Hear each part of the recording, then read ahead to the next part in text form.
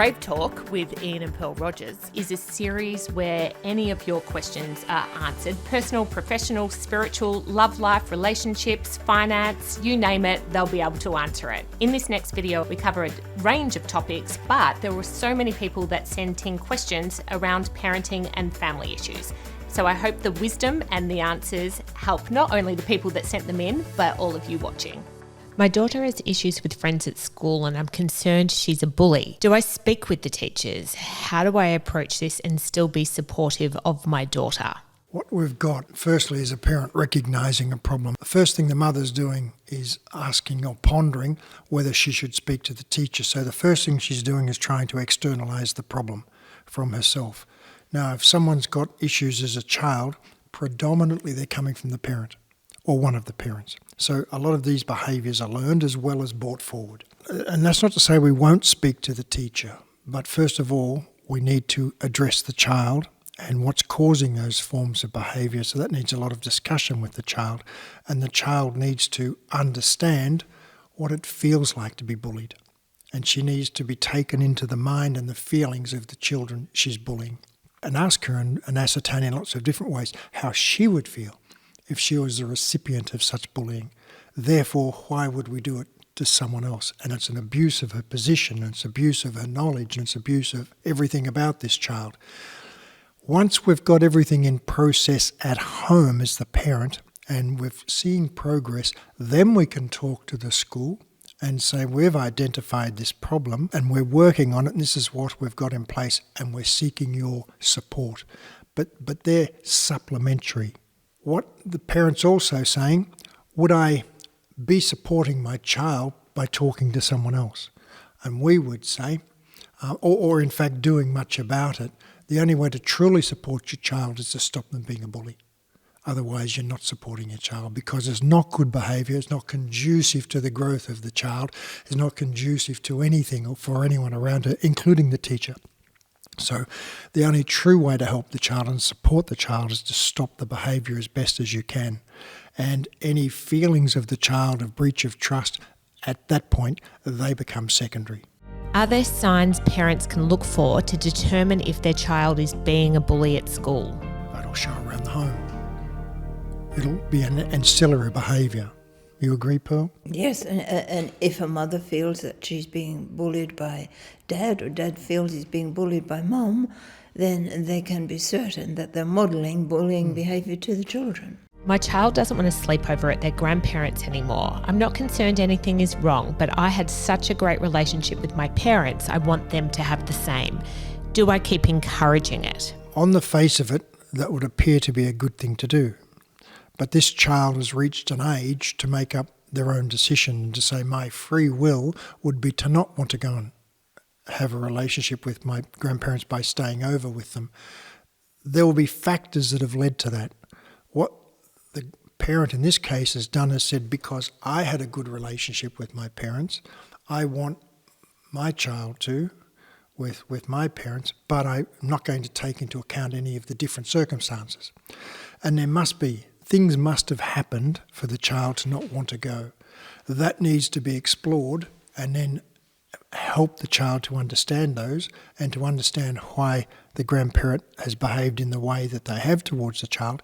But that doesn't necessarily mean that will induce the child to want to go and spend time with the grandparent in this case.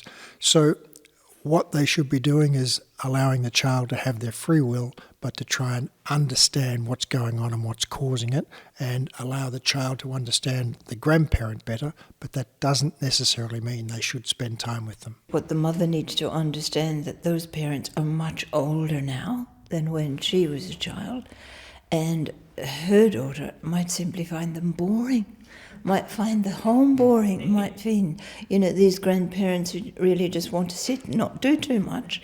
And also, the child is a different personality to the mother. And there may be some clashes going on that's different to the mother. All of these have to be taken into consideration. And just simply ask the child, what is it that's causing you to not want to go? And I know from experience in my practice that very often it's just boredom. the children will say, but they're boring, they don't do anything, they just sit there, and they don't speak the same language now as well. And they smell funny. Yeah. They make food that I don't like and don't want to eat. The relationship is critically important. Because someone doesn't want to sleep over doesn't mean that the relationship will break. The effect of the relationship might have already been done, might never have been a powerful relationship. So all we can do is put the two together and allow the child to decide and the grandparent to decide. My partner is sometimes parenting in ways he doesn't want to, like how he was parented by his father. How can I help him break the cycle? It's a truism that we copy often from our parents the behaviour that we liked least of all, and we do because it's effective.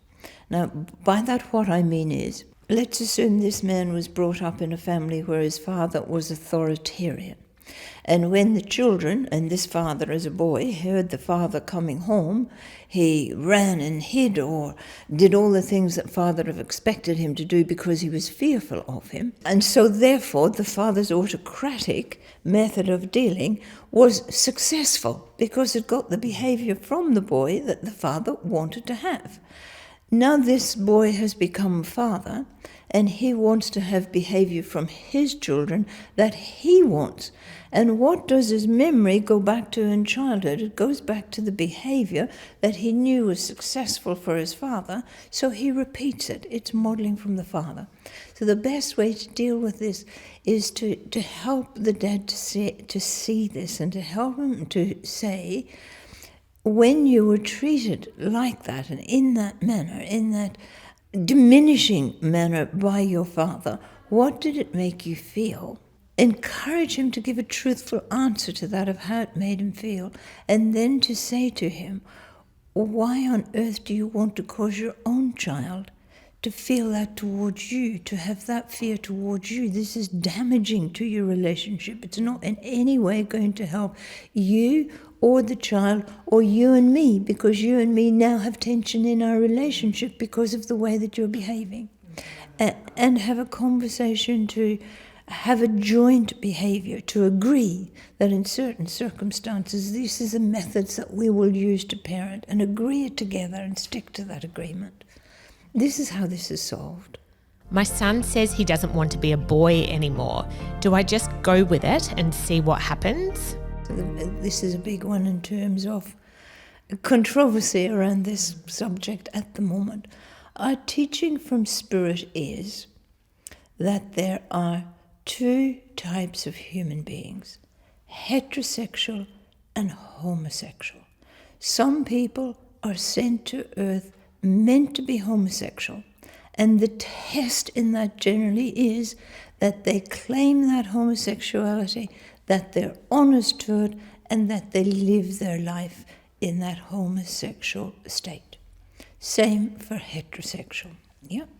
So we are sent in this current reincarnation, we are sent in the sex that best suits us for what we need to learn in this journey, whether that be male or whether it's female, heterosexual or homosexual, in both sexes.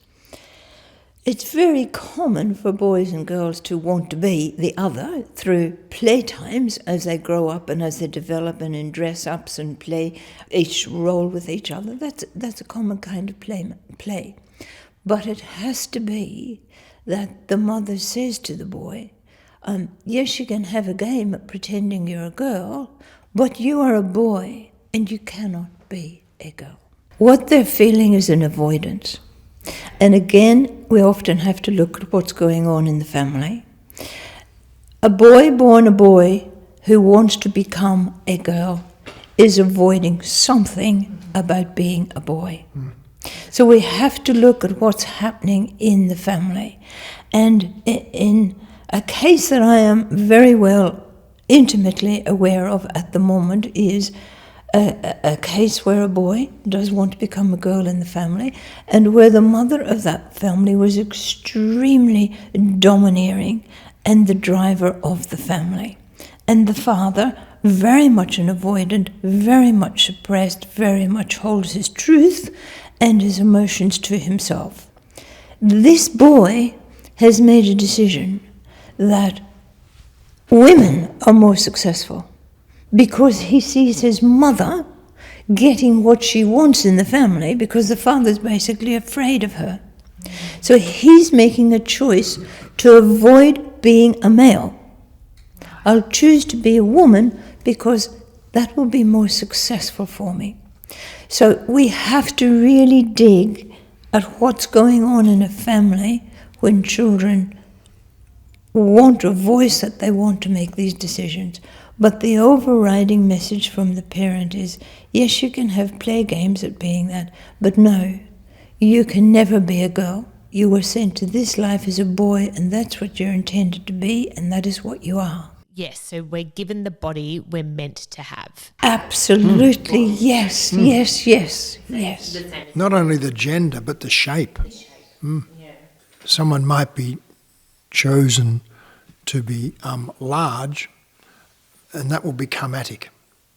That is to say, they've had some form of life where they've either abused their power or abused people who were large. Abused, they had better. And if we're skinny or tall or whatever, it can often be to meet your actual karma because you need that body for the things you have to do. As we say in counselling, if you're meant to be a long-distance runner, you won't be sent 5'5" and you know, like a square wrestler. You'll be sent with long legs and a lean frame. And things seem to be relentless right now, challenge after challenge in most areas of my life, family, work and finances. Where do I find the resources for this without falling apart? Oh yes, this is very common, isn't it? Very common. And very common from ladies who are 40s to 50s, very, very common. And what it's reflecting, what it's saying about this lady is that she's feeling overwhelmed, she's feeling lonely, she's feeling unsupported, and she's feeling that probably that she's not heard and not seen. She hasn't said that, but we can probably assume that that's the case. This lady is very much made herself the workhorse of the family. And it goes back to what we know and what we're taught as the traits of a woman. A woman likes and behaves in ubiquity, will be all things to all people. And she is behaving in this manner, trying to be all things to all people and forgetting about herself. But the fact that she's asking this question, Carla, is saying that she's crying out and saying, what about me? There has to be more. I want to make a change. And how do I do that? That brings us back to the values we talk of choice and self-belief. She has to now say to herself, I have to make the choice that this is not working for me. I have to change some things. So she has to set priorities of what can she give away, who else, what can her partner take on as a task, what can perhaps her children take on as some of the tasks. And she has to have the strength and self-belief that she can make these decisions for her own growth, that she's allowed to say to some of the members of the family, no, I'm not doing that anymore because today is a day for me. Today is a day for my growth. Today is the day I go and have a swim. Today is the day I go and have a massage. Today is the day I go and sit on the beach for me, because that recharges me, and when I'm recharged, I can give more to you. And so the cycle goes around. If we look at that from a mediumship perspective, because I couldn't agree more with everything, but in this case with this woman, what we have is someone who feels unsupported predominantly by her partner, but has done not much about it, because what's been more important to her is to have a partner and all that goes with it. So she's taken a simple approach, and now she's becoming very frustrated because magic hasn't happened, and he hasn't thought that I will all of a sudden help my wife when I never have previously, because she goes off and then forgets about it. So there's no reason why the husband would or the partner would suddenly change. The responsibility for this therefore lies with the woman for not having addressed this sooner. And what she's saying is that I'm at an age where I can't look forward to this for the rest of my life. So really she's at an age where she has to decide about her relationship. When someone separates, when there's a divorce, there is always the lessening of a living standard. Yes. Always. But it's the one thing that people don't want to do. It's the one thing in a breakup people will say, but I'm going to lose so much money, but I'm going to lose the house that I love, but that's not fair. And then anger creeps in and all of those things. When the first expectation by anyone is, I'm going to head into separation, I'm going to head into a divorce, therefore my living standards are going to change, unless they're exceptionally wealthy. Yeah? And that's to a small minority. So the lady has to examine, now that she's got a change of marital status, what are the expectations of what she actually can have, and healthily have, and happily have, and to recognize that it will probably be less in financial and material terms than what she had before. Yeah.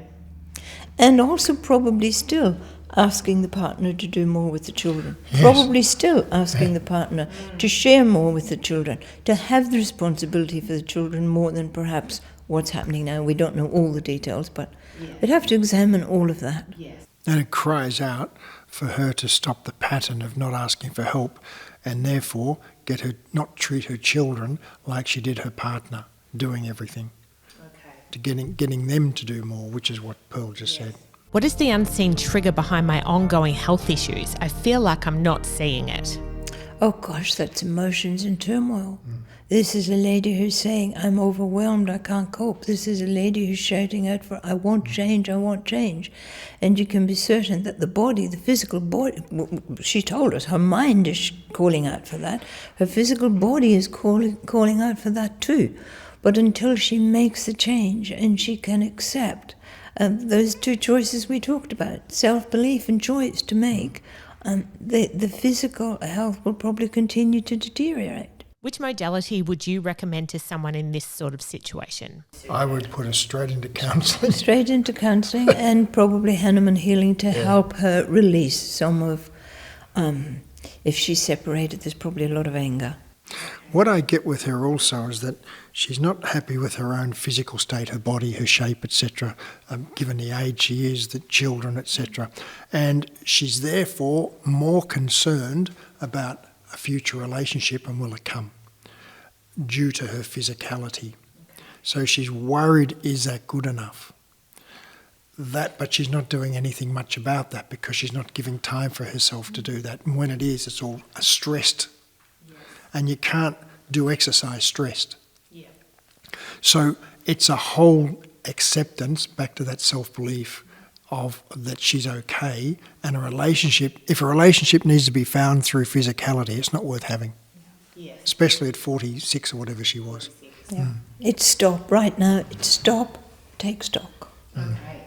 And a new identity. If she's separated, heading into a divorce, there's a new identity. There's a loss and there's grief.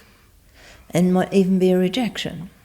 So all of these issues have to be dealt with first. Keep an eye out for future episodes of Brave Talk, where Ian and Pearl Rogers answer your questions, offering real-time spiritual coaching, straight talk and deep knowledge to help you on your path. We'll be live streaming the Q&A sessions, offering you, our bravers, a powerful opportunity to receive messages direct from Spirit. Brave Talk, helping you live a fearless life.